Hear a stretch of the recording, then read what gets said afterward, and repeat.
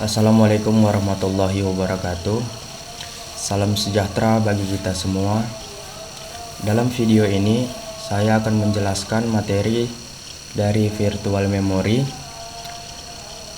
Sebelumnya saya akan memperkenalkan diri saya terlebih dahulu. Perkenalkan, nama saya Muhammad Fahri Aditya Siregar. Saya merupakan mahasiswa dari Universitas Budi Dharma Medan. Video ini merupakan soal UAS dari mata kuliah saya, yaitu sistem operasi, yang dimana dosen pengajar saya yaitu Bapak Abdul Sani Sembiring MKom. Selanjutnya di sini ada 3 pokok yang akan saya jelaskan tentang virtual memory. Yang pertama, saya akan menjelaskan pengertian dari virtual memory. Yang kedua, saya akan menjelaskan tujuan dari virtual memory. Yang ketiga, saya akan menjelaskan dari fungsi virtual memory. Selanjutnya yang pertama yaitu pengertian virtual memory. Di sini saya akan menjelaskan dahulu dari pengertian virtual memory. Yang dimana virtual memory merupakan suatu teknik yang memisahkan antara memori logis dan memori fisiknya. Memori logis merupakan kumpulan keseluruhan halaman dari suatu program. Tanpa adanya virtual memory virtual, memori logis juga akan langsung dibawa ke memori fisik atau memori utama. Dalam hal inilah memori virtual melakukan pemisahan secara meletakkan memori logis ke secondary stroke atau disk secondary, dan hanya membawa halaman yang digunakan ke memori utama atau memori fisiknya. Virtual memory dapat dikatakan juga sebagai memori tambahan yang menjadi fitur pada setiap masing-masing sistem operasi. Misalnya pada Linux terdapat swap.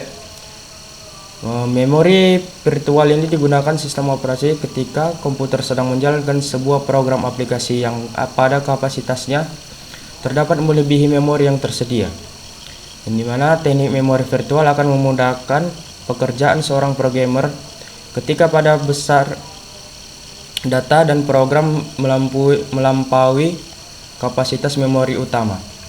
Sebuah multiprogramming dapat mengimplementasikan teknik memori virtual sehingga sistem multiprogramming menjadi lebih efisien.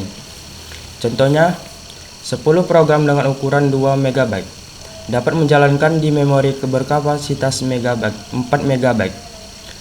Tiap program dialokasikan 256 KB dan bagian-bagian proses atau swap masuk ke dalam memori fisik begitu diperlukan dan akan keluar atau swap out jika tidak digunakan. Itulah pengertian dari memori virtual memory. Yang selanjutnya, yang kedua di sini adalah tujuan virtual memory. Yang dimana virtual memory digunakan dengan cara membuat suatu file khusus yang disebut dengan swap file. Virtual memory digunakan pada saat sistem operasi kehabisan memori, di mana sistem operasi memindahkan data yang paling terakhir yang diakses ke dalam swap file pada hard disk. Dalam hal ini dapat membebaskan beberapa ruang kosong pada memori untuk aplikasi yang akan digunakan selanjutnya.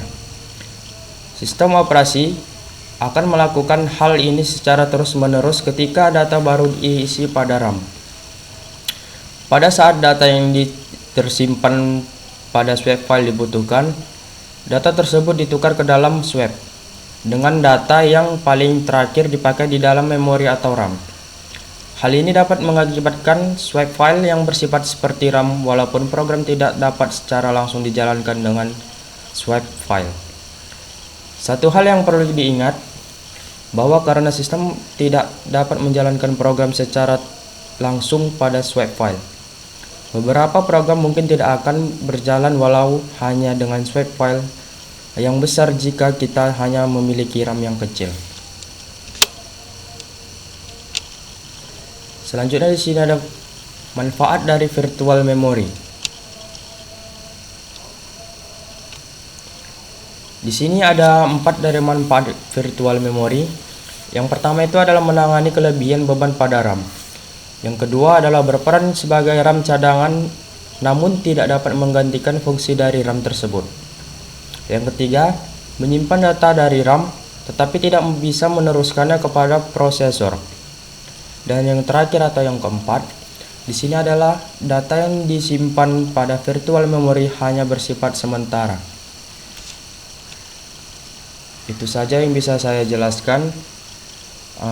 Apabila ada kesalahan atau ketidakpahaman dari teman-teman, boleh ditanyakan pada kolom komentar. Saya mohon maaf bila ada kata-kata yang salah pada saya ucapkan.